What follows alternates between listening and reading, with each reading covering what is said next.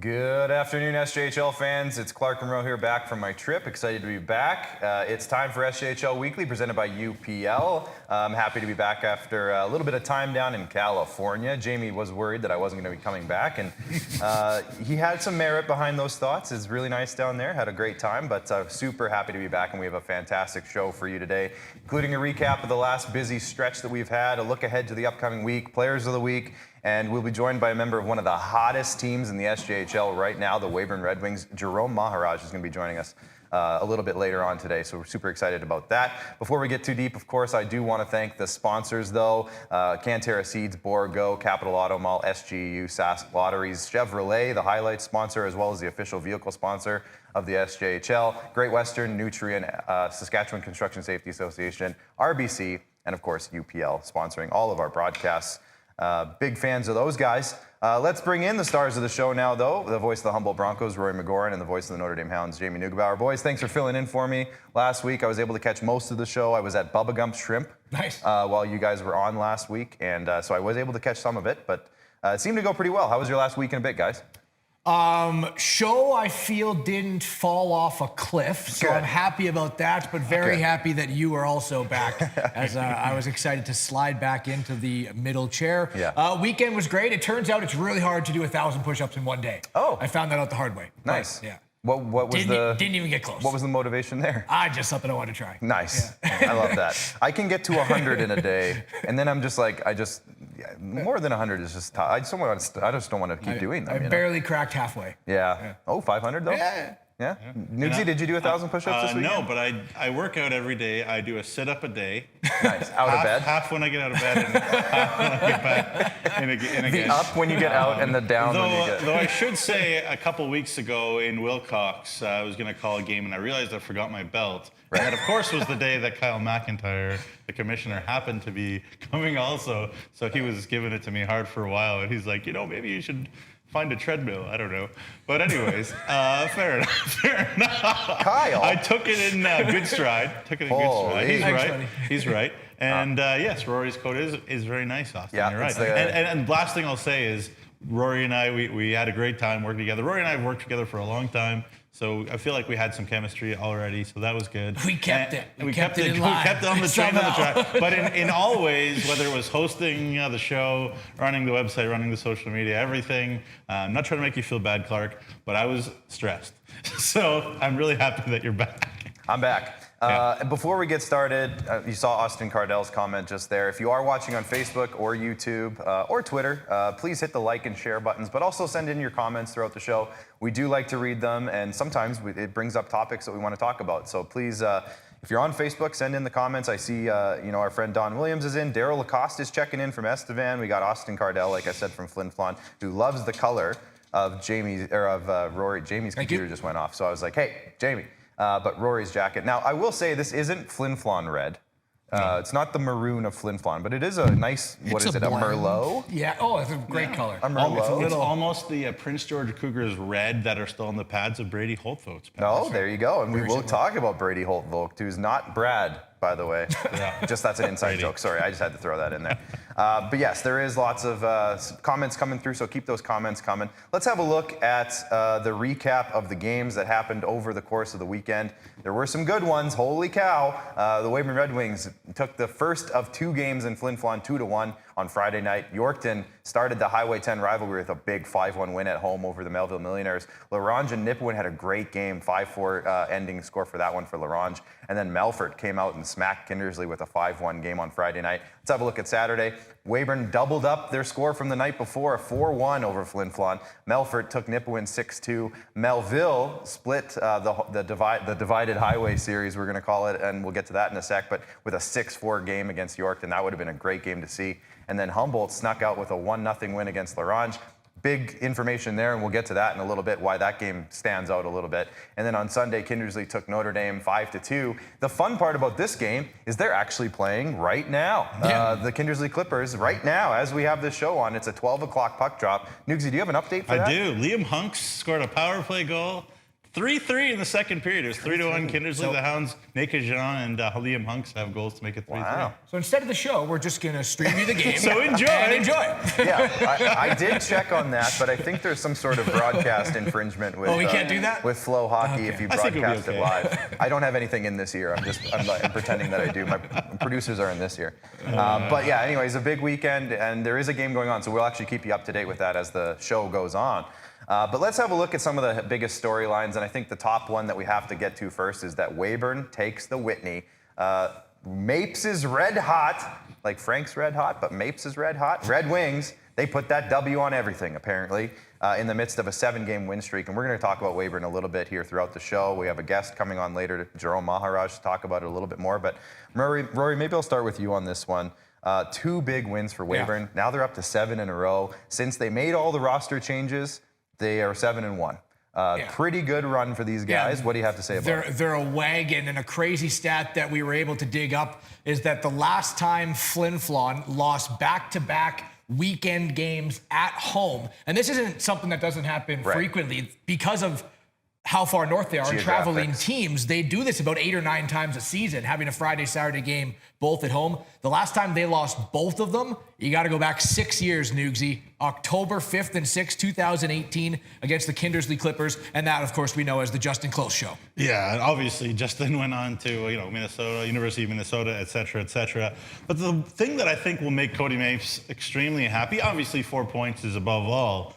But we talk about those big 3, Ethan DK, Jerome Maharaj, and Jackson Ruthven a lot, and for good reason. They are elite players in our league, but 5 of the 6 goals in this series did not come from those guys. Ethan DK did get 1. They were still involved on the score sheet, but 5 of 6 not from them is good. Lucas Schmidt had a great week.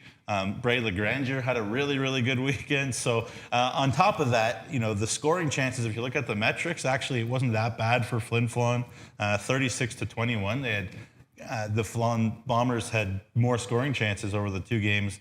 But what more can you say about Angelo Zoll and Dazza Mitchell as a combination, fellas? Unbelievable stuff for both those goalies, and especially for a guy like Dazza, who didn't have the greatest start to the year, but we all know what he can do. We've all seen it, guys. Yeah, 100%. You mentioned the depth scoring, and this is the biggest takeaway for the weekend for me as well, because, we know the big 3. We know what they've done since they've come back. And teams, coaches are great in this league. Players are great in this league. They're going to figure out a way to slow down that line, try to neutralize them, and figure out that's the best chance to win. Weyburn needs to find other ways to make it difficult for the opposing coaches and opposing teams, and depth scoring, providing mismatches, will definitely do that. And that's the biggest thing I'll take away. You know what? I often like to play devil's advocate as well and try to pull away something that I didn't like from the Weyburn Red Wings, but I'm going to be honest, there isn't a lot that I can really say about this team that isn't going well. Nugsy mentioned the goalies, Zoll and Dazza. Of course, they're tremendous, probably the best tandem in the league. Penalty troubles no more. 13.55 PIMs per game. That's incredibly low. So they're not running to the box. They're unbelievable on the road. They're 5-1 on the road this season. And they're a great starting hockey squad who have scored the first goal in 10 out of 11 games this season. There's not a lot of negatives about Weyburn right now as they just continue to roll. Yeah. Sorry, go ahead. Just a quick point. Situationally speaking as well, like their face-offs are right through the top of the charts as well. They've been really good in those metrics. And yeah, just cohesion. One of maybe the questions was, yes, you add a lot of talent to your roster all of a sudden. Sometimes that takes time to get going and get working, but obviously, with Maharaj and Ruthven already being there, and we have to give big props to the leadership crew there. Blake Betson, Brady Holtvogt, Cypress Smith Davis. These guys have welcomed those guys back in with open arms, and it doesn't seem, and obviously we're not in the room, we're not around the team, but it doesn't seem like there's any kind of issues in terms of, I was in this role before, now I'm not. Guys have just been elite at whatever their role is. And on the flip side, on the Flin Flon side, one thing I'll say is, Carter Anderson did have moments where he looked frustrated, but the thing that Rob Hart said that I really agreed with is that Carter Anderson is starting to get chances. He only has 3 goals in 3 games so far this year. He's been dealing with an injury, but he will get going. And again, it wasn't that bad for Flin Flon. I know they're used to winning. They have not lost 2 games in a row up at the Whitney Set in a long time. They haven't lost both on Parents Weekend, so I know that isn't a good feeling up in Flin Flon, but as I said, they're not playing bad hockey. just not getting the bounces. And if you keep doing the right things, usually things will go your way. Yeah, and I guess we did the deep dive on when the last time they lost 2 games in a row at the Whitney. When's the last time they've had a losing record?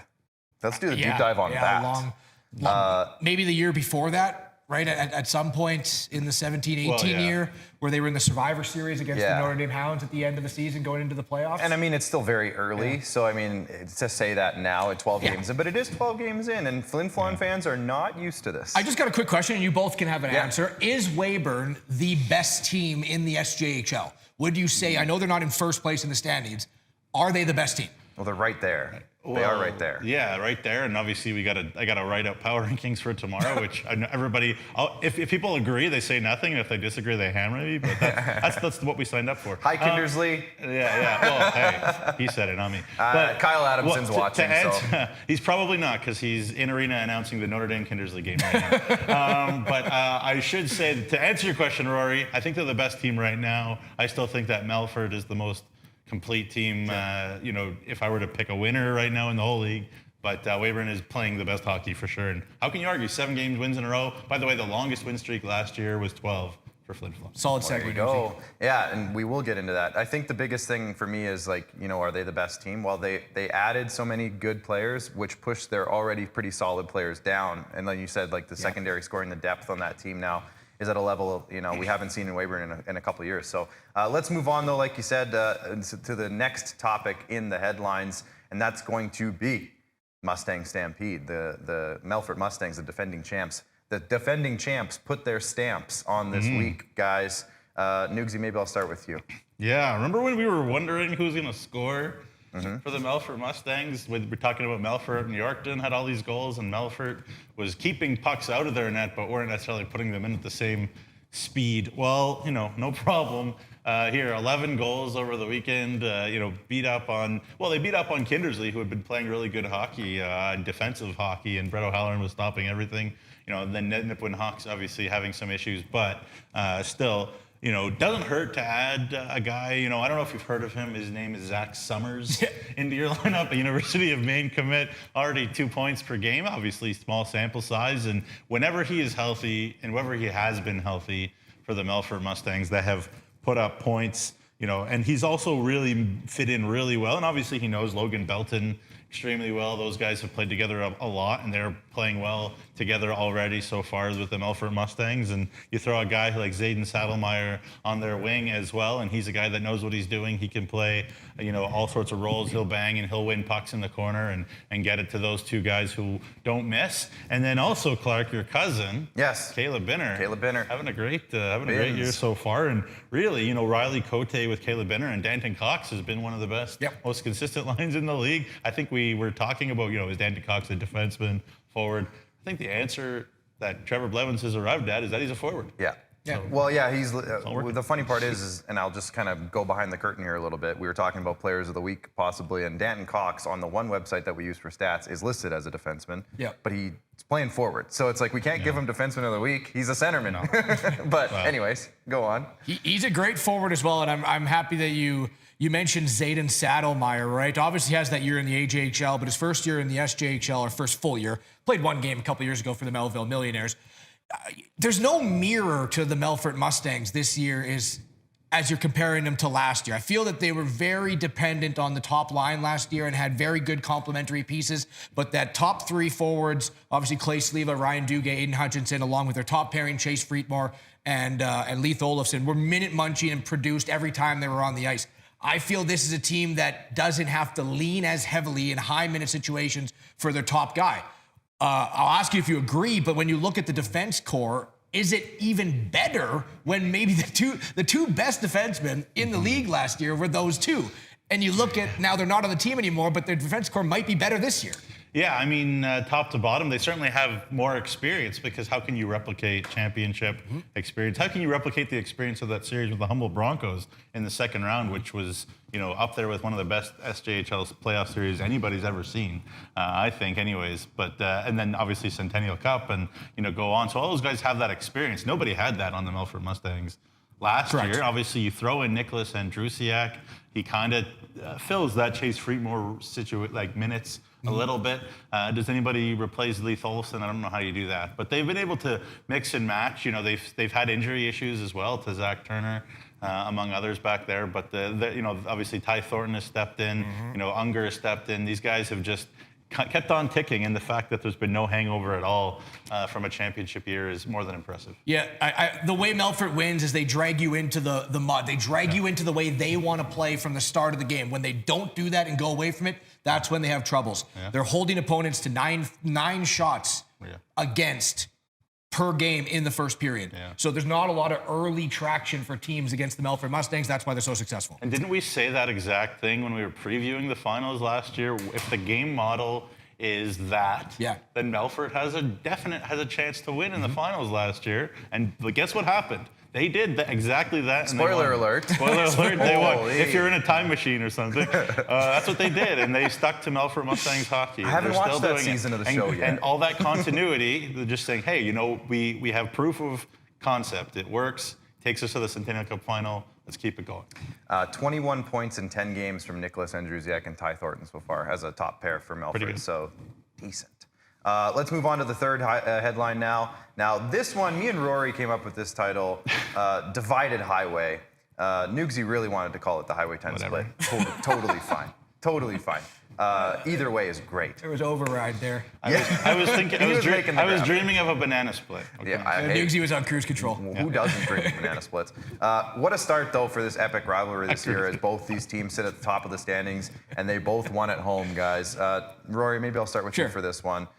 What a great couple of games. It's going to be throughout the whole season. Yeah. Right. These are two of the best teams in the league, and I know we have some news coming up in News and Notes about the Yorkton Terriers, but we'll save it for then. Yorkton, I've said this before in weeks past, I believe they are the best opportunistic team in the league. You're going to be able to kind of limit their chances at the time, but their percentage on converting on the chances that they do get are incredible. And, you know, that's how they're scoring their goals. So you give them up, they're going to capitalize.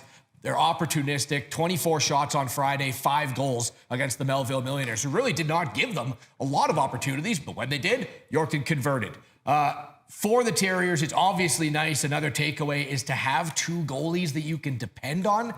One can't ride every night and you expect no fatigue. You know, you saw how much that Ethan Farrow played over the last half of the season last year, and he was incredible. But now you got Farrow and you got Callum Craig, who is 4-0 on the season with a 136 goals against average and a 948 save percentage.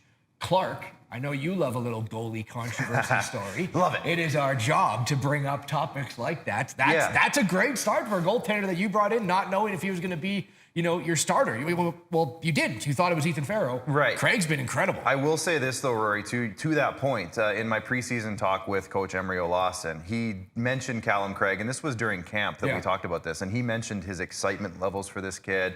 He thought he could come in and maybe push Ethan Farrow, maybe give him a run for his own money, even though he was very adamant that Ethan Farrow was the guy. Yeah. He was very excited that Callum Craig was coming in.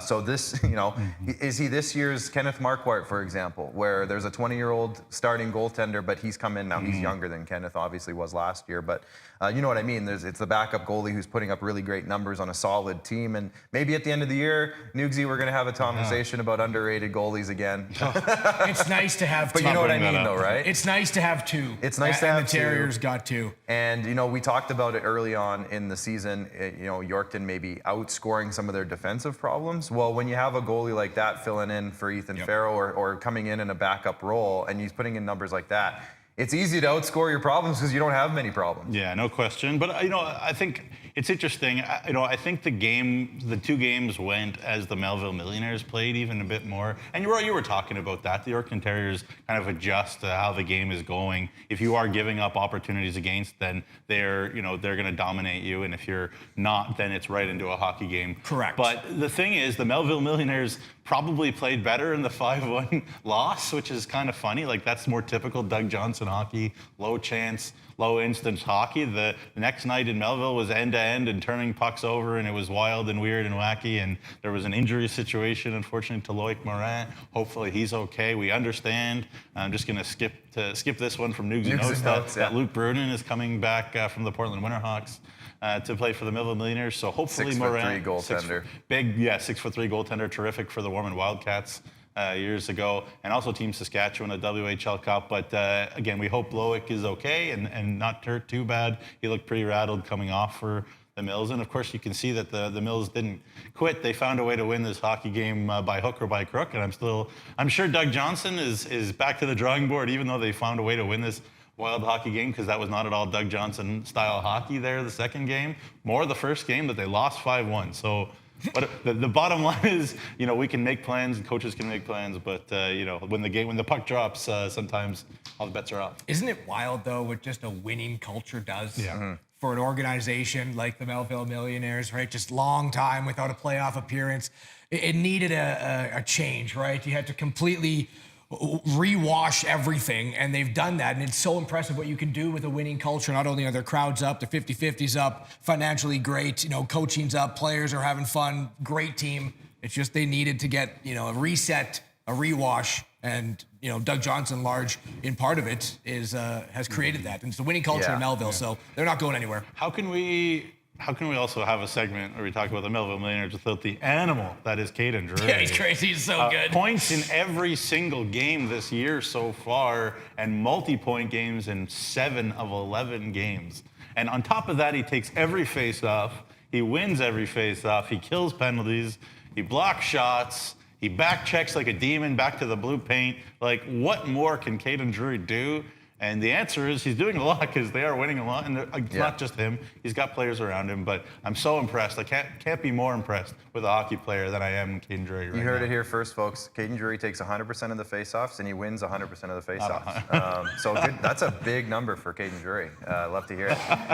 No, obviously you're joking there. Yeah. But what I love to see, and Rory, you kind of alluded to it, but that crowd in Melville, that highlight pack that we saw, courtesy of Chevrolet, unbelievable crowd. And the best part about that is the night before they were in Yorkton, good crowd there. Yorkton got the win.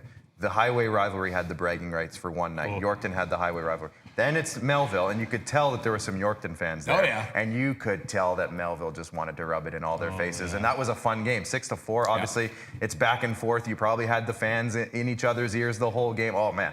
We're talking about a rebirth of a rivalry that was at epic proportions about 10, 12 years ago, and we're right back to that level, and I can't wait to get down there for one of these games this year. And we at the league office, obviously, we don't stack anything, we don't impact anything whatsoever, but if we could somehow find a way for Yorkton and Melville to have a playoff series, that'd be nice. I love how you have to preface it with I'm just talking to the hockey gods here. Just the hockey gods. Yeah, we don't rig anything, we promise. We've been saying it for 3 years. There's no SJHL script. Now everyone's going to think we rig it again, because you just brought it up. Okay, anyways, have a sip of water. Yeah, have a sip of water. Sit a couple plays up. No, I'm kidding. Let's go back to the headlines here. And number 4 is you have my Holtvogt. Now, this is a fun story. And Rory, I'm going to let you tell it. Sure. Rookie goaltender Brady Holtvogt, who's from Humboldt, gets a shutout in his SJHL debut against the Laurent Ice Wolves. It's a 1-0 game. Rory, you had the call. How did it go? Yeah, well, first of all, the entire game, it was the best game I've seen entertainment-wise this whole season. Mm-hmm. And it's wild to say it was a 1-0 game, right? But that was fast-paced, back and forth, physical play, both goaltenders. You got to shut out Logan Falk in that game as well. He was incredible. And Brady Holtvogt, who gets the shutout, was over in under 2 hours. I don't know if I've ever seen it. It was before 9 o'clock that buzzer hit zero. 8:57, I believe it was. Wow. An hour and 57 runtime. It was so fast, awesome to watch. And yeah, shout out to Brady Holtvogt, who played all of his minor hockey up until U18 AAA in the Elgar Peterson Arena with family and friends in attendance. And then he does it here. His very first home start, basically his first start that actually matters.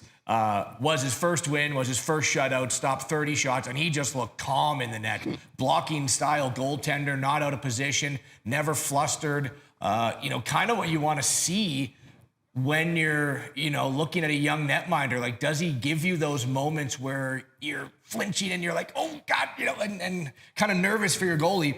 Brady didn't do that once. I was watching the game and it was just like he was standing in a wall built that didn't need to move. And it was quite the accomplishment for him. It's the first 17-year-old SJHL shutout since Kelton Pine did it in 2022. Wow, that's right. So 2 years since a 17-year-old had a shutout in the SJHL, and Brady did it, but also Logan Falk was great. This was just a great hockey game. Yeah, funny story about that Kelton Pine one. Mike Rooney was really mad because he wasn't Rookie of the Week because we said he was an affiliate player, which he was, out of the Regina Pack Canadians that year. But was that our reasoning? That was our reasoning, yeah. Even though obviously he was marvelous. And speaking of marvelous, I got to give a lot of credit again to the Larange Ice Wolves. They play hard, they bring it. I think a guy that's really come out this year in terms of one of the breakout players of the year is Cole Thomas. Yep. He takes a ton of face-offs. He wins, again, like I was joking about Drury, he also wins all of them.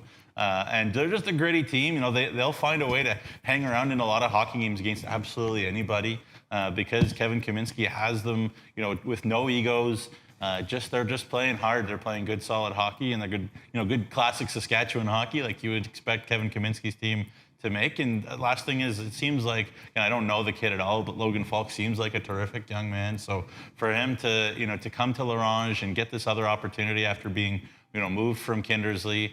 Again, I've got nothing but joy to see the way that Logan Falk has started this year, and he and Graham Brown together have been very, very, very good for Larange. And you guys know better than me, or as well as me, anyways, that playing goalie in Larange is never easy because the way that the rink is, right? Those two guys have gone in there and done a terrific job, kept their team in games, and hey, I'm sure Braden Klamosko, after what happened there with the Battleford series and whatnot too, Rory, got to be happy that they could win a game like this after it was 9-3 and 8-6. Yeah, there was the exact word from Carter Hansen in the post-game interview. It's like, that was a great game to watch, great game to coach, and we needed to win a game like this prior to facing the Weyburn Red Wings on Tuesday and then going up to the Whitney to take on Flin Flon Friday, Saturday. You don't want to get into 9-8 track meets against those two teams. So big one for the Broncos. But I was curious, and I don't have my headphones in, so I won't be able to hear what they say. I got you. The guys in the back who are cutting the highlights, is it more fun or easier to cut a highlight pack from like a 9-6 game, or is it a 1-0? What's harder? Or a 1-0 game where you only really have the one goal and now you got to start finding saves? Yeah, nothing's harder. 1-0's harder. Okay. Now, I will give Kelly, Kelly does a lot of our weekend highlight packs. Bryce does our during the weeks. That's our little inside scoop on who does what here. But Kelly was telling me over the weekend that he does like straight up, I don't know how he does it, but he like listens to like the whole game and like picks out high points and stuff. I don't know how he does it. He watches one and listens to another. It's amazing. Yeah, really? I don't know how he does it. That's crazy. But he does great work, and so do you, Bryce. So thank you guys for doing those. Again, highlight packs brought to you by official vehicle sponsor of the SJHL, Chevrolet. Jacob Face over here. He's loving it. He's loving it. He's loving it. He loves a lot. He's a happy guy. Yeah. Odds and ends now, guys. We talked about the goaltenders a lot. We don't have to worry about the headline graphic again. Odds and ends. I think number one, we have to talk about just the great play of the goaltenders this past week. Nugsy, I think you have a graphic even. Yeah, we have the goalie stats, I think, as a graphic. Someone tell me that we do. They're there. They're in there somewhere. Maybe. There They are. Callum Craig. Look at that. Look at goals Callum. against that. That's great. 136. But yeah, hey, we talked in the season preview. What are the over-unders on high save percentages or something? And I guess we were way off. Guys have really answered the bell. You think about a Christian Coombs. We said, hey, could he follow up James Venn in Melfort? Yeah. Well, the answer is obviously yes. Noted member of my fantasy team, by the way. Malacca is a guy that a lot of people think could and should and will be in the Western Hockey League, not too in the distant future. Massimo Urbani has done a lot to kind of save something for the Flin Flon Bombers this year, as there's been some struggles up there. And what more can people say about Kyle Kelsey there with the Estevan Bruins? Great That guy start. has been miraculous in net for Estevan. You go down the list, obviously the Weyburn Red Wings, Brett O'Halloran we've talked about. So look, There's 7 goalies above crazy. 920. That's what I was about to get to. 920. 7. Yeah. Hey, you know what? Good. That's we were wrong, and that's we were good. wrong, and that's good. Yeah, Kelly loves it. Bottom line. He's a goalie guy. Yeah. He loves it. One thing to mention, if we can put the goalie graphic back up really quick. There's, like you mentioned Madam Malacca, you mentioned Kyle Kelsey. These are guys that have come in since the start of the season, and they're doing great work.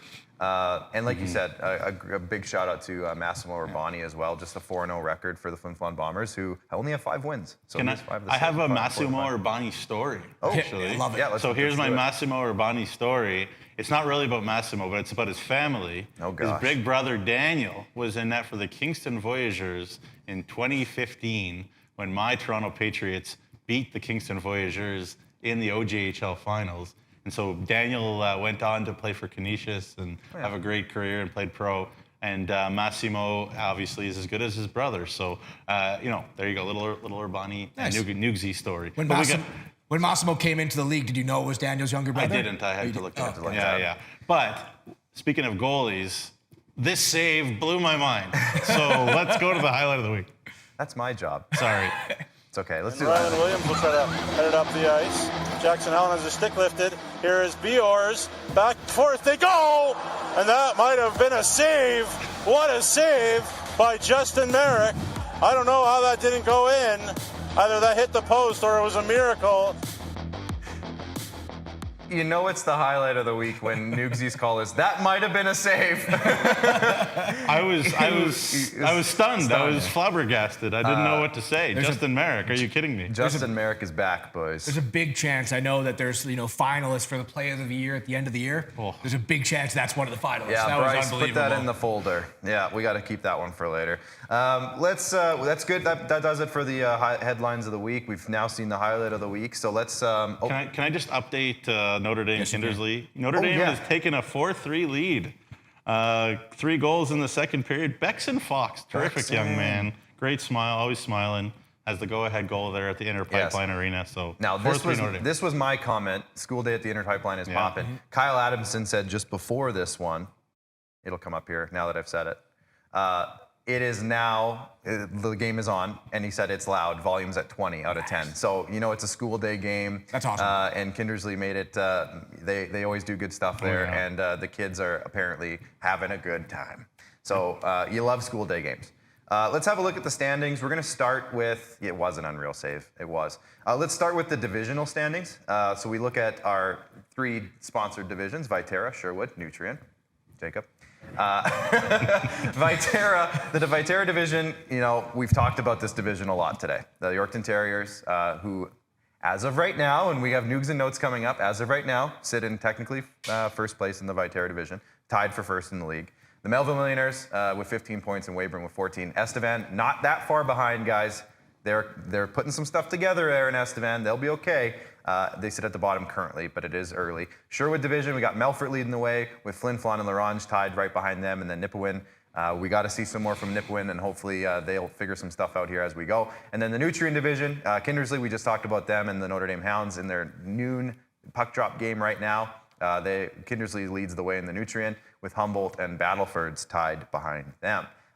Let's have a look at the whole league as a whole here. It's crazy. As I mentioned, Yorkton, as of right now, currently sits in first place, tied with Melfort. Points-wise, we'll talk about that in a sec. Melville and Weyburn right behind there. Weyburn, again, they have won 7 games in a row. Before the 7-game win streak, they were 0-4. So if you can do the math on the screen there, that's how that works. The Kindersley Clippers 7-4, and as we go down, of course, we see the rest of the standings. Nugsy, I think we've kind of hinted at it a couple of times, so why don't we just get to it now? Let's go to Nugs and Notes. I love that little guy.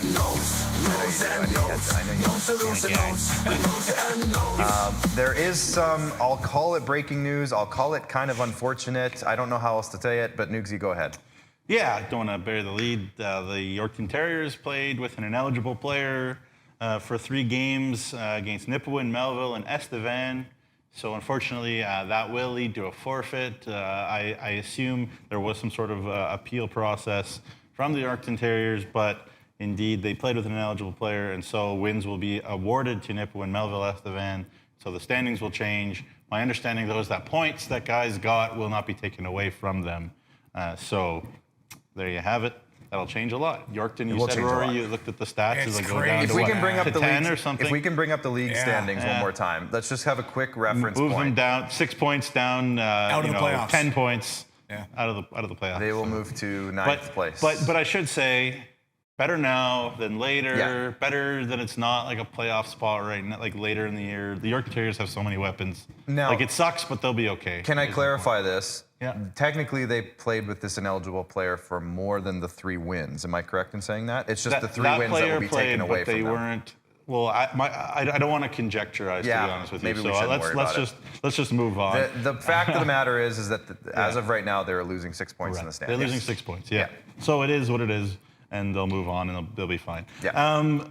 There has only one trade, which is rare. I mean, we've been talking about trades nonstop, but there is the trade. Cole Robertson, his rights moved from Kindersley to Estevan for a player development fee, which is money, and a pick. His rights belonged to Kindersley, but he didn't play for Kindersley. He played for Amarillo in the North American League. He was a really good AAA player in Manitoba. Big-time scorer, forward, had over 30 goals in his last year in AAA, was the captain of Winnipeg as well in the AAA League in Manitoba, and has also played for Team Manitoba at the National Aboriginal Hockey Championship. Where have we heard this before? Estevan acquires 19-year-old forward from the NAHL, and he comes in and does really well right away. Forward. Last year. Oh, Papas-Paropoulos. Also, I think for Amarillo, too. Wasn't he from Amarillo? I think you're right. Yeah, it's a great point. Yeah. So Estevan. So, hey, big shoes to fill, because his Papas-Paropoulos was unbelievable, in my opinion. It worked out last year pretty well. Huge fan of Alex, for sure. Yeah. Just a couple more points. My understanding is that the SJHL roster for the Warman Showcase, which is coming up in Warman, November 4th to 6th, that will be out next week, is my understanding. So that is the understanding. 2 more things. The WHL Cup starts in a couple of days. Team Saskatchewan will have, of course, Brett Pilkington, the head coach and GM of the Notre Dame Hounds, as well as his video coach is Kyle Schneider with L'Orange, and 5 draft picks from the SJHL draft: Cade Mitchell, Merrick McIver, Jake Evans, Hudson Postnikoff, and Hunter Wilm, all SJ draft picks. Jake Evans, Humboldt prospect. There you go. And the last one that I'll go here is congratulations to former Flin Flon bomber Donnie Houle-Villeneuve, who scored 2 goals in his first 2 American Hockey League goals for the San Jose Barracuda on Friday against the Iowa Wild.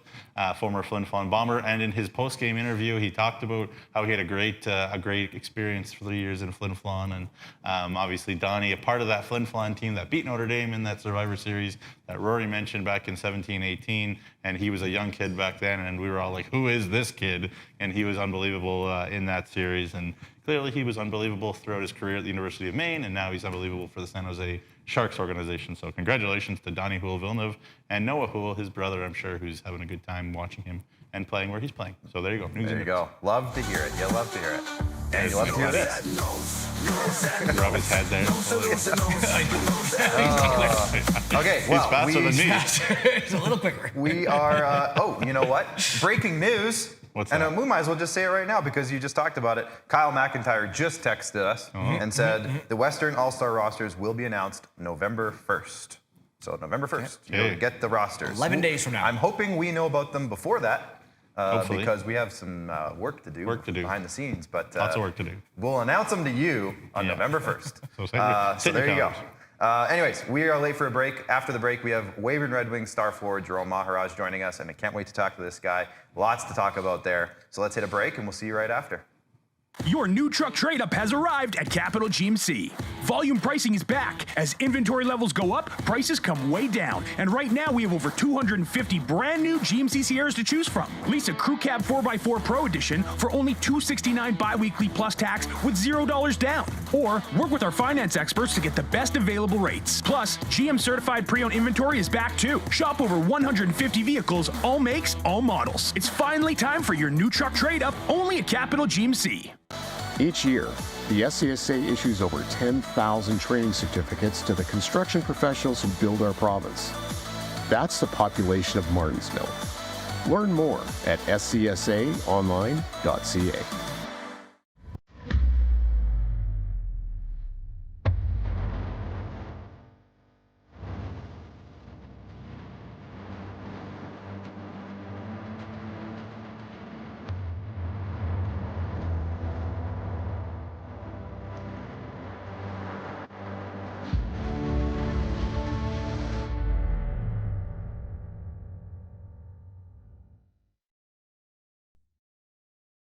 In a year where Amazon sold its first book, Alanis topped the charts, and the Frappuccino became cool, we were there. Trusted by the Saskatchewan construction industry since 1995. Learn more at scsaonline.ca. As a student, things can pile up fast. Ouch. But the RBC Student Banking Bundle makes back to school easier with up to $275 in value. That's a whole pile of takeout. Introducing SaskTel Student Saving Tips. Tip number 138. You could build your own pallet furniture. So you're living on your own. You gotta save money by building furniture with pallets.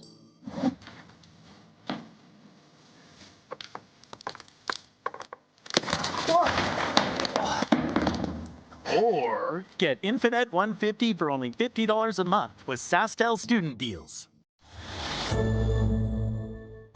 In the last decade, the construction industry has reduced injuries by 46%. That's as many injuries prevented that would fill several stadiums. Find out more at scsaonline.ca.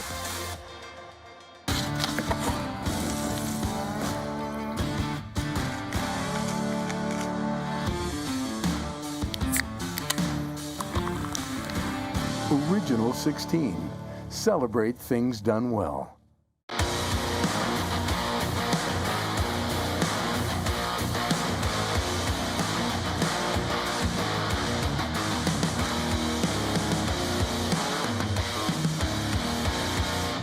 Welcome back to SJHL Weekly. We have a great segment coming up for you here, and why don't we just go ahead right to it, as we are joined now by forward from the Weyburn Red Wings, Jerome Maharaj, who made his return to the SJHL, and he made a splash, winning MVP of the week his first week back. Jerome, welcome back to the SJHL. Didn't take you long to get back into the action, it seems. How has the return to Weyburn been in terms of just the smooth transition coming back into the league?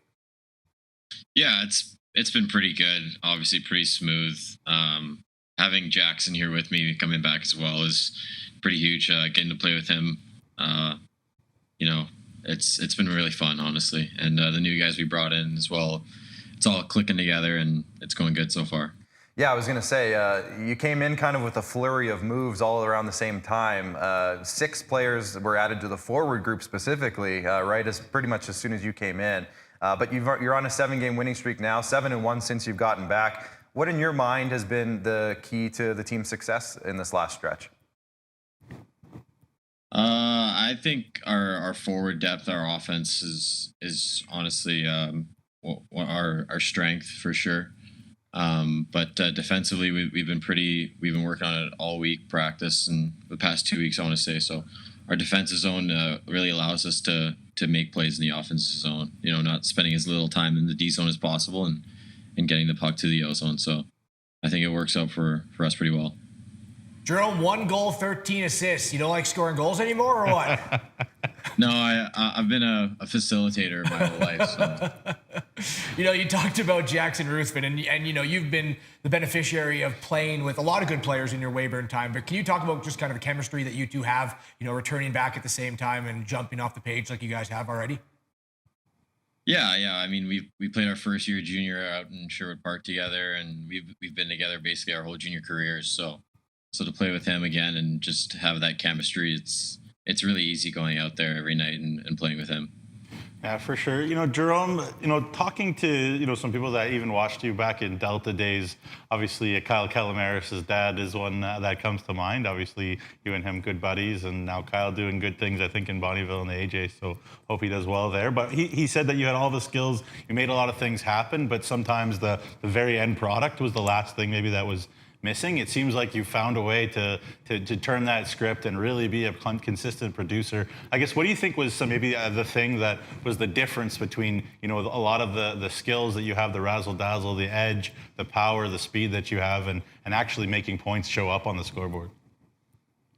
Yeah, I think the skill is something I've built over the years, but just my confidence to go out there and do those things, right? It's a lot of confidence to have that ability to go and do those things. So I think as long as my confidence stays up, the playmaking and all will be there. So.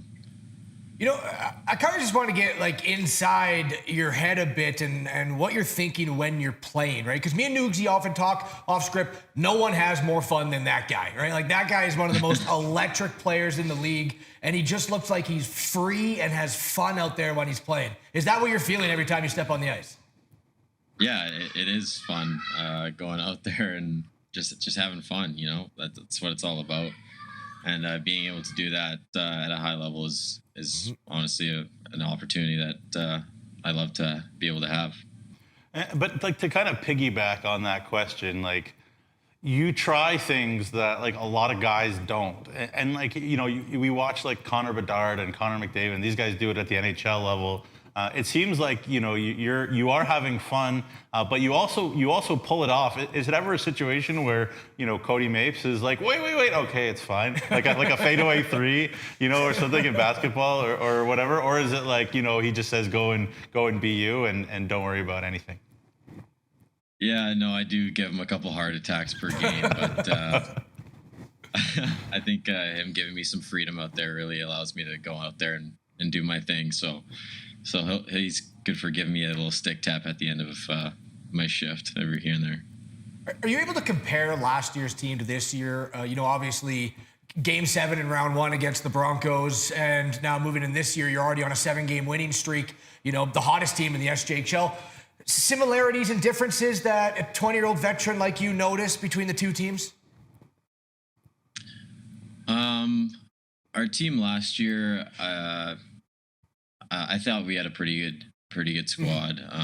This year, I think we're just building off of it, and what those guys brought last year, we're just building off of it. And the 20-year-olds last year set a good example for us 20-year-olds this year. So we're just trying to build off of the culture that they brought and move it into this season.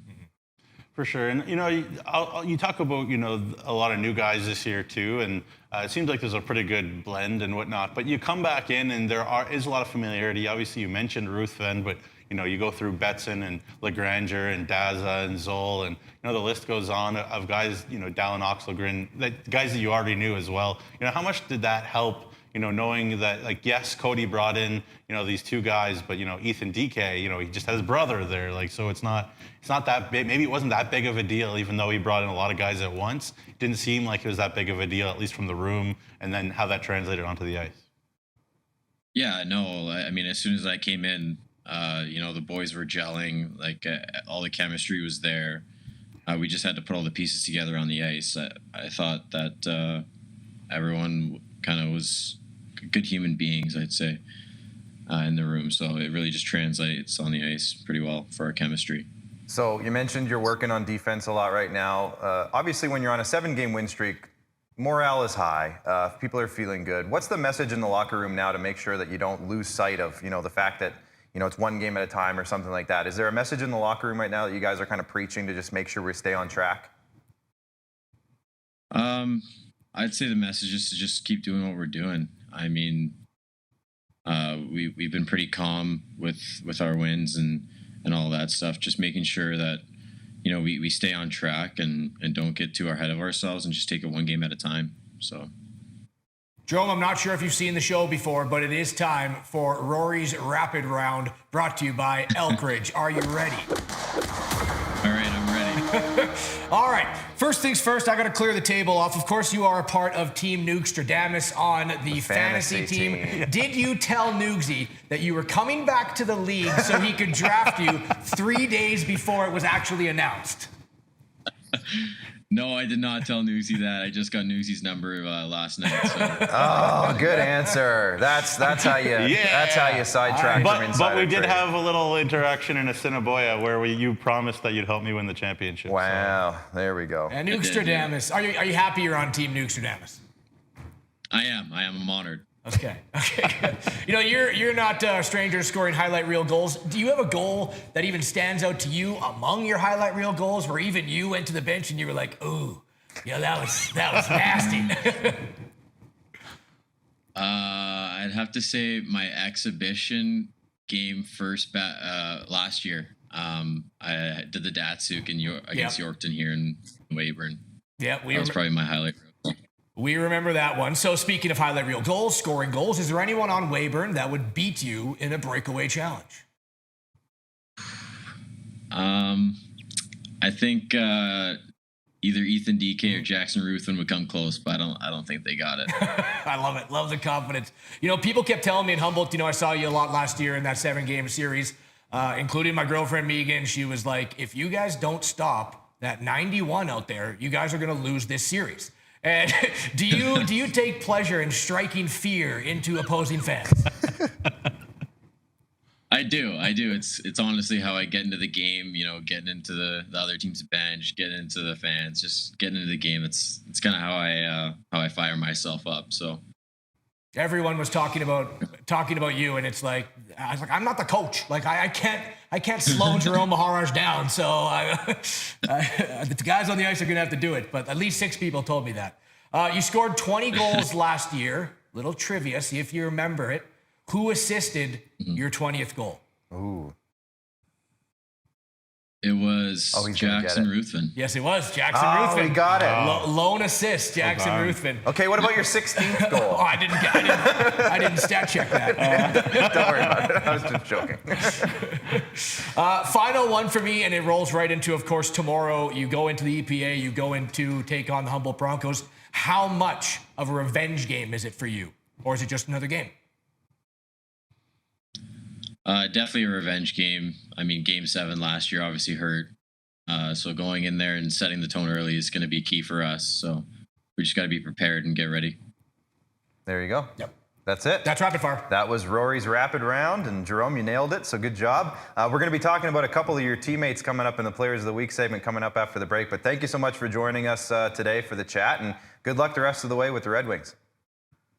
Awesome. Thank you guys for having me. All right, that was, of course, Jerome Maharaj, who's having a great season in his own right, and the Weyburn Red Wings are off to they're red hot right now. I'm struggling with these headphones, man. Well, you don't need them anymore, so you just toss them away. Toss them away. Get them out of here. We're going to take a quick break, and when we come back, like I mentioned, we're going to be talking about the Players of the Week. Nugsy has a trivia game for us that we aren't allowed to know the questions to, so I'm a little nervous for that, but it should be fun. And we'll look ahead to the upcoming week, so stay tuned after the break. The Chevrolet Silverado 1500. Advanced power and capability to tackle the long hauls. Style to make a statement on the streets. Visit ChevroletOffers.ca to learn more. Each year, the SCSA issues over 10,000 training certificates to the construction professionals who build our province. That is the same population as Weyburn. Learn more at scsaonline.ca.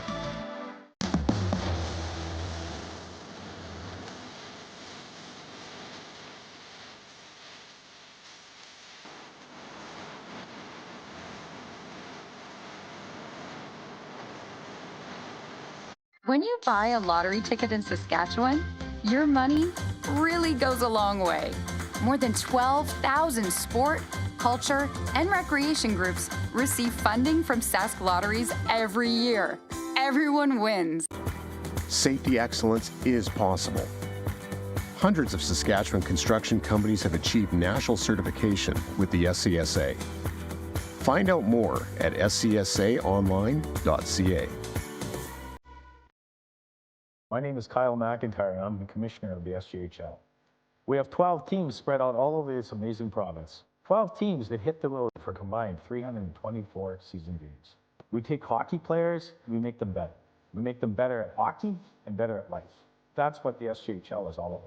We have a great league, we have great teams, great ownership, the best fans, the best partners, and the best sponsors.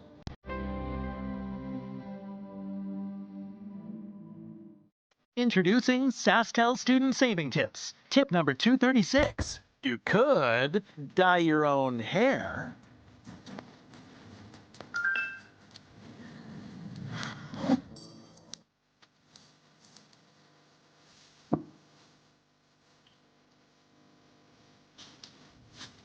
Or you could save up to $20 a month on a new wireless plan with SaskTel Student Deals. DVDs, PlayStation, Windows 95, we're that old too. The SCSA, trusted safety partner of the Saskatchewan construction industry since 1995. Learn more at scsaonline.ca.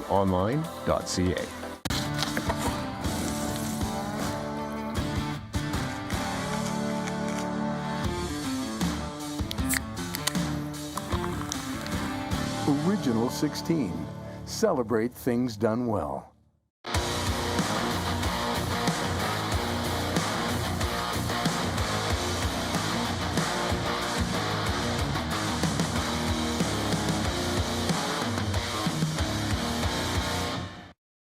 All right, we are back for the third segment of today's show.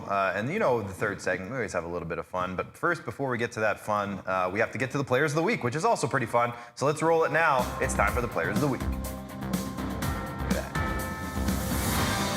I also had about 10 compliments on that graphic. Yeah, it's pretty cool. I didn't do it, but like people were complimenting that. Good job on that, Rory. You did a great job on it. With the hockey card back. Those people up there are just amazing. Yeah, our guys know what they're doing. They're good at it. We're going to start with the SGEU MVP of the week, and we're going to start with the hottest team in the league right now. And this guy was a wall this week for the Weyburn Red Wings. Goaltender Daza Mitchell. I didn't do the order here, but Nugsy, why don't you go first? Yeah, at 41 of 42 shots in Flin Flon in a game that the Bombers actually didn't play that badly in, but the Weyburn Red Wings just managed to out-situation them well enough. And Daza was really good. Zool got the first one. Daza got the second one. Daza also beat Nipawin. Really happy to see for a good kid. I'm surprised you didn't preface the Players of the Week by saying, we are doing something. Yeah.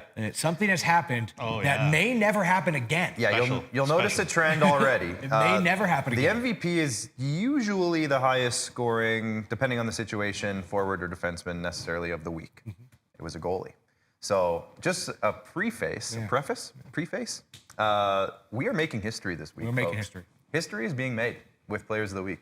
So stay tuned, because you'll see in a second why. We're going to do it right now, so. Well, not quite. Borgo forward of the week. We're going to get the forward out of the way. And I don't mean out of the way, but Lucas Schmid from the Weyburn Red Wings, coming off, he had a 5-point night. He had a hat trick against Nipawin, and he had another point against Flin Flon. Rory. Yeah, just a little bit of that depth scoring that we're talking about for the Weyburn Red Wings. It can't just all come from three guys. Lucas Schmid this week, awesome. Yeah, he had a great week. And a shout out, just an honorable mention, let's say, to Bray Legrander, who also had 5 points, another 3-goal performance this week. So just a shout out to them. Weyburn had a good week. Let's just say that. The Super U Defenseman of the Week, the defending champions, heading to them, Ty Thornton from Team Money Men in our fantasy league, by the way. 2 goals and an assist. Nugsy. Yeah, 2 power play goals in that one game, 6-2 win over Nipawin. Pretty good if your defenseman is getting 2 power play goals in one game. And, you know, sometimes offense needs to come from defense, and Ty's got it all. Are your 2 defensemen both Melfort Mustangs? Yes. Thornton and Andrusiak? Nice. Yes. Nice. They have 21 points in 10 games. Solid approach. I'm pretty excited. Solid approach to that. And just a quick fun fact, Ty Thornton is 3rd in the Mustangs goals right now. Yeah. He's got 4 goals. He's having a good season. So that's good. Love that. Love to see it. Let's now go to where the history starts. Now, this one has to be a goalie. I hope you stay tuned. This one has to be a goalie, because it is the SaskTel Goalie of the Week. Folks, he's back. Justin Merrick comes back in the SJHL. His first 2 games played very well, including the highlight of the week, which you saw earlier in the show. Nugsy, you saw him in person. Justin Merrick is back. Oh. Yeah, so you look at those games against Notre Dame and you say, oh, it was a dominant performance by Battlefords. No, it wasn't. Like, the Hounds had all sorts of scoring chances. They just couldn't beat Justin Merrick. Gave up 1 goal in each game. The Hounds just pounded him with shots at times. And yeah, you know, it's frustrating if you're a Notre Dame fan or somebody who works for them. I don't know anybody like that, but you know what? Got to give, you tip your cap. Kid comes back, had played 2 games to start the year in the Calgary Canucks. Let go, hadn't played, and then all of a sudden he jumps into Wilcox, which is not always an easy place to play, and he just stops everything. So Justin Merrick, good for you. Yeah, now you guys know I love it when it's a 2-goalie award week. I love when 2 goalies get recognition for having good weeks. Well, how about 3 goalies? The IKS Media Rookie of the Week was Callum Craig. Again, we talked about him a ton already in the show. We had a shutout against Estevan. He played great against Melville this weekend. Nugsy, Callum Craig. Yeah, terrific. You know, we thought that it would be just Ethan Farrow for sure running the way with the Yorkton goal, but Callum Craig, hey, shutout already as well. Takes guys like 90 games sometimes to get shutouts. Callum Craig is his first in there, and he's already, you know, flying there. Got a shutout 3-0 in Affinity Place as well. Not an easy place to stop everything. So good for him. And you know who's panicking the most about the potential goalie controversy in Yorkton? It is the IKS crew. Fantasy team. They're like, no, we expected 55 games of Ethan Farrow. Yeah, they don't want to talk about it. They're declining to comment in the back room right now, but they do have Ethan Farrow on their fantasy team. So who will still play a lot of hockey. Don't worry. They'll be fine. Now, as I mentioned, history is being made this week because not only do we have a 3-goalie week, we have a 4-goalie week. You get an award. You get an award. We're doing Oprah Winfrey here for the goalies in the SJHL. Brady Holtvogt. Now, Rory, I'll go to you on this one. Obviously, you talked about it already. We did. A big shutout in his SJHL debut. You know, this is also the only. You can't have more than 4 goalie weeks because they can't win the forward and the defenseman. Forward. This is as much as you can have. If we had a goalie score like 3 or 4 goalie goals, could we give them forward of the week? They're technically not a forward. Right. So no, they just have 3 goalie goals and win goalie of the week. Yeah. Now, you always hear that your best defenseman is a good goalie. So could they win? Probably not. Defenseman?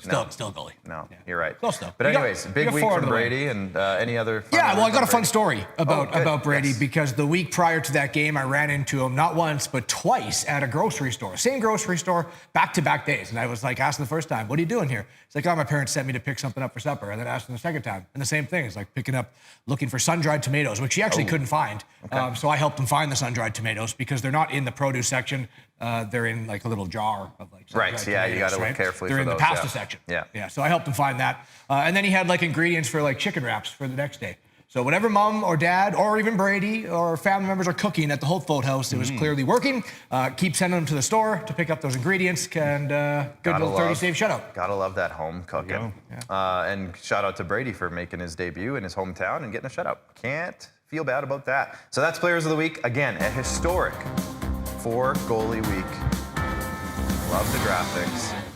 Again, we might never see a 4-goalie week ever again. So this could be one of. We might not. This could be a rare occurrence. This is the first time we've ever done it, right? Because last year we only had 5 awards. Or 2 years ago we only had 5 awards. Last year we just introduced the Sask Player of the Week.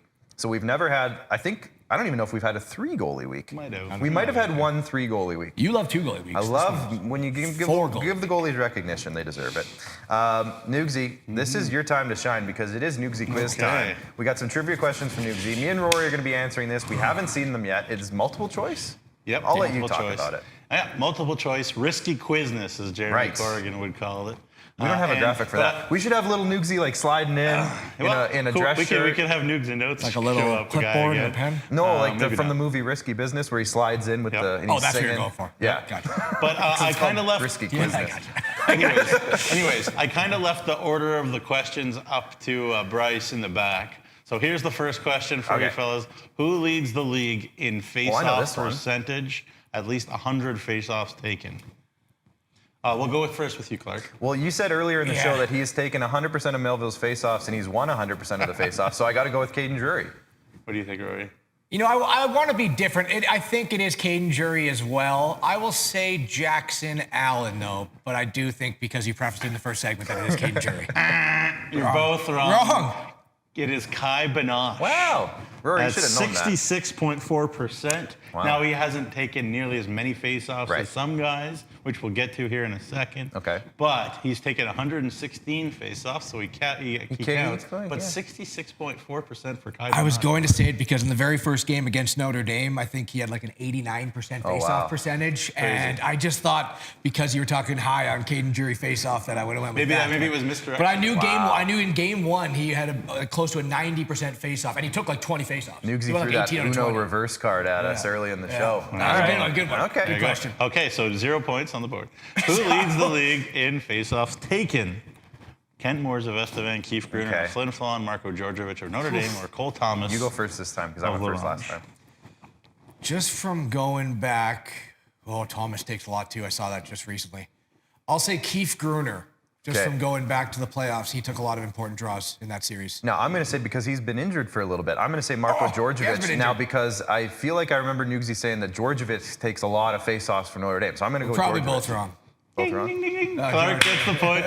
Marco Georgievich has taken 261 before today's game, which has taken a very serious positive Kindersley turn, by the way. It's 6-5 Kindersley. You sound glum so about there you go. Well, I don't listen to Nugsy often, but apparently when I do, I learn that Marco Georgievich takes a lot. Anyway, so Marco Georgievich is the right answer. So Clark has an early 1-0. What were do you have the numbers on the other 3 that were listed? Okay. I can find them for you later. Which team leads the league in shot blocks? Humboldt, Yorkton, Battlefords, or Melville? I'm going to go with Melville? I got to get one right here. Let's take a random approach. I don't know this. Battlefords. Both? It is the Humboldt Broncos who lead the league in shot block. I just don't like picking. Rory, I don't like picking my own team. It's still 1-0. Still 1-0 Clark here. All right. Next question, please. Who leads the league in plus minus? Ooh, I do have the stats page open, so I'm going to not look at Drury, Melville, Jacob Streetsy, or Jeff Hammond? You're up. Rory, go first. No, I went first last time, didn't I? No, you didn't. No, I picked Melville first. So I do know that Streetsy leads the Broncos. Okay. I do know that, but would he pick 3 players that are on Humboldt? I'm thinking of how the quiz was developed. The Quizmaster, brother right? Quizmaster. Because he had the Kai Banoche, he had the Humboldt block shots. Another Humboldt? I think that's too crazy to do. So because of that logic, I'm going to go elsewhere and quickly. Don't look no at the cheating. stats. Hey, no cheating. I'm just going goals for Jeff Hammond. Let's go Jeff Hammond. See, I was going to pick Jeff Hammond, noted member of the Money Men, my fantasy team. I'm going to go with Josh Carman just because he's going to be in a position to do it more often. Caden Drury? Caden Drury. He leads the league in points. That also helps. Yeah, it's true. And Melville's power play isn't great. So there you go. What does that have to do with block shots, though? Caden Drury. No. Yeah. So still 1-0 Clark. Yeah, I haven't got one right. That's okay. We're good at this. It's more for educating the fans out there than Who anything. leads the league in- So Caden Drury is plus 13, by the way. Okay. Who leads the league in penalty minutes? Is it Nolan Roberts, Ethan Hilbig, Jacob Cassette, or Landon Strome? See, I had this as prep prior to the game. Landon Strome was leading in penalty minutes prior to the game on Saturday. Cassette was close and also took I believe, a 10-minute at the end of the game. Wow. I know. Kindersley also played yesterday, though. So did Hilbig do something? And they're playing right now. Is this current? It's not live. Okay. So another is he going to pick another Humboldt? I know Strome was with 42. Technically, he's not picking these guys. They just lead in the stat category. 42 penalty minutes, I think it is for Landon Strome. I'll say Jacob Cassette, though. Cool. Rory's been off on this all day, so I'm gonna say Humboldt. I'm gonna go with Landon Strome. It's still Landon Strome. 62 minutes of penalties. He's 62 now. 62. Yeah, for Landon Strome. So Clark has a 2-0 lead, and he's going to win because there's only one more question left. We'll make this one worth 3 points. Okay, which team leads the league in hits? Limpowin, Larange, Melville, or Melfort? See, Humboldt's not on the option. No, not on the option. So I gotta fight. I'm gonna go 5 other. Okay, you can go first. The field? Can I pick Clark, the field? you go first, right? I'm gonna go with, just because I know how this guy coaches, I'm gonna go with Kevin Kaminsky's Larange Ice Wolves. Melfort. And the correct answer is Rory. Ding, Yes, ding, ding, ding. okay. So is that a 3 point? Well, technically Rory wins. Yeah, technically Rory wins. I just wanted one. I couldn't go over 6. Melfort has recorded We'll call it a draw. 217 hits already this year. Wow. So that's a lot of hits. No, you win. Congratulations. We'll do it again. So You 2-1 take Clark. it. You Clark take with it. the victory on Risky Quizness. Risky Maybe we can put the Quizness. Nugs and Notes thing up. Come on, Nugs and Notes. Yeah. Now, It's a little guy. we got to get this guy, like, Because he's cute. he falls from the roof for Nugs and Notes. We got to get him sliding across in like a white dress shirt with like a broomstick or whatever, you know, from the movie. Risky Quizness. That's our Loved next. it. That's our Great next great animation questions, dude. request. Thanks. I hope people at home are playing along as well. Yeah. And Well, did let's see. better- Did and anybody better than comment me. in? Let's see if anybody commented in here. I'm not happy with my 1 for 6, and you know how seriously I take trivia. Austin Cardell is just saying yup. He's just saying yup. He loves it. Just yup. But yeah, anyways, we got some people checking in still. If you're still watching on Facebook, please hit the like and share button. If you're watching on YouTube, please hit the like button. And if you're watching on Twitter, make sure you hit the retweet button. You might as well do that now, just regardless of where you're watching. Just go to those places and do those things. And if you want to follow along on all of our social media channels, now that I'm saying it, you might as well. So you can hit it up. We should bring back Rory's Riddles again in the future. Do you remember doing Rory's Riddles? I remember Rory's Riddles. We should do that again. Yes, we should definitely do that again. But yeah, hit up our social media channels and get your subscription to Flow Hockey as well. You can subscribe to our YouTube page. Follow us on Facebook and Instagram and Twitter and X, I should say, and TikTok. So make sure you do all that and get your subscription to Flow Hockey. If you can't make it to the rink, you can check out Flow Hockey and you get all the action there. So do that. And you can look ahead. But let's look ahead to I was hoping for the social media graphic to pop up on the bottom of the screen. Dana got 2. She tagged Clark. She got 2? We're Island Williams' parents. Good for you. Stephen Turner, best. He's the quickest draw in the West. This Stephen Turner in the back there. Let's bring up the schedule for the upcoming week here. 6-5, 113 left in the third in this game that you're currently seeing on your That's the screen. update? Yeah, Kindersley is winning. 3 goals in the third period for Kindersley. Who's got the goals Who for scored them Kindersley? in the third period? Will Christian, Alex Mack with 2. Alex Mack. But Notre Dame is going to a power play for the rest of the game here. So We don't talk about Alex Mack enough as a sneaky goal right. scorer. He's always in the right area to place. bury a puck, Early candidate for forward of the week with 2 goals Yeah, today. the old Monday game, eh? Yeah. A little extra added advantage Monday for the game. Clips and the Hounds. Alex Mack has 3? Alex Mack has a hat trick today? No, he's got 2. Well, Got 2. Bryce just doesn't know what he's talking about back there. Unbelievable. Oh no, he does have a hat trick. Oh! You're right. My mistake. I can't read. Director Bryce in the back. Bryce just knows what he's talking about. coming hot with the facts. But Notre Dame has a power play here coming up. It's going to be Okay, well, 6 on maybe 4. by the time we're off air, it might be over. So we'll give you the updates as they come. But yeah, let's look at the schedule of going ahead throughout the rest of the week. Tomorrow, we got Yorkton up in Flin Flon, Weyburn's up in Humboldt, and Battleford's takes on the Melfort Mustangs. That's a good divisional battle right there. Should be a good one. On Wednesday, Yorkton stays up north. They're going to play LaRange, so they're on a nice little road trip themselves. And then, do we have a Thursday? No. No Thursday, but stay tuned because on SJHL Insider later this week, me and Nugsy will break down the weekend that is coming No up. games on Thursday. No games on Thursday. Friday, Saturday, full slate. Like 6 games? I could double check. Yeah, double check. We don't have to worry about it. But guys, is there a game that you are looking forward to this week or you're looking ahead to that you're excited about or looking forward to? It is a Super Friday. It is a Super Friday. And a Super Saturday, it looks like. Wow. Yeah, I'm It's gonna have like to a make some. Super Friday, Oh, yeah, Super there's a Saturday. lot of games. For me, like Tuesday, Battleford's at Melfort. Like that is like is Battleford's. Like they only lost. They were 0-2 to start the year. They've been 5-1 and 1-6. So it's not like they had any kind of crisis really in Battleford's. But obviously we've talked about how good Melfort is. So got my eye on a bunch of them. Obviously. There's lots to think about. Melfort is also in Estevan, so that should be interesting. Yes, but, I might be there. Yeah, lots of games to enjoy. Yorkton is in Flin Flon. Yorkton's in That should be Flin Flon. fun, That's too. going to be a good one. Yeah, I'm looking forward to seeing that one. Yeah. Rory, any games that you're Yeah, I got your try eyes not on? to pick the Humboldt Broncos game Yeah. because I'm going to be there anyways. Right. But it's hard not to pick this one. 7-game winning streak for Weyburn. Weyburn lost in that building in Game 7 in the playoffs last year. I want to see what the Wings are like this year because they look pretty darn impressive. I couldn't find anything negative to say about them. Jerome Maharaj was a fantastic interview. I'm looking forward to tomorrow. Yeah, you're right. Weyburn Humboldt. I'm excited to see the Wings. I was this close to driving there tomorrow night, Yeah, but it's then gonna be a good game. I remembered that I have a prior engagement. I can't get out of it. So, and not saying I want to You get out coming? of it, but No. Okay. no. But, All right then. But I can say that Kindersley's won 6-5.